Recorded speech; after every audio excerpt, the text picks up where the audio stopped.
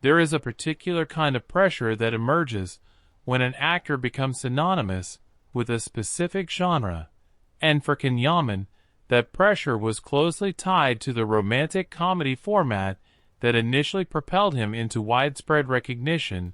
Yet, what distinguishes his trajectory is not merely the success of those early roles,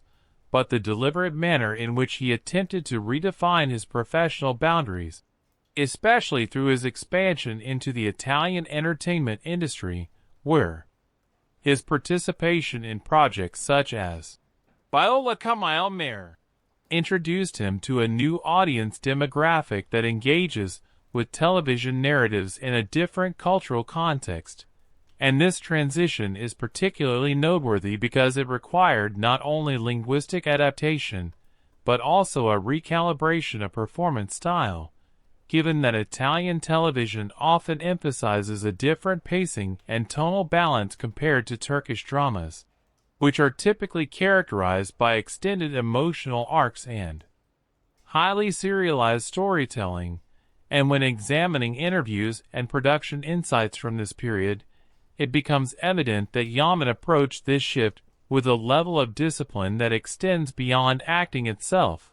focusing on language mastery and physical preparation as integral components of his craft, which aligns with a broader trend among actors seeking international relevance. Yet this effort also invites critical analysis, as some industry observers argue that cross-market transitions can sometimes prioritize visibility over artistic depth, raising questions about whether such moves ultimately enhance or dilute an actor's range, and fan reactions reflect this ambiguity, with Italian audiences often embracing his presence as a refreshing addition while segments of his original fan base express concern about the potential loss of the qualities that initially defined his performances,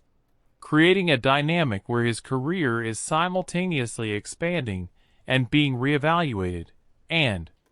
this tension underscores a fundamental challenge within modern entertainment, where global exposure offers unprecedented opportunities, but also introduces complexities related to audience expectations and cultural translation.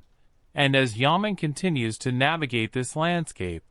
the critical question is whether his evolving career will lead to a broader diversification of roles, or reinforce a new type of typecasting on an international scale, ultimately prompting us to consider whether global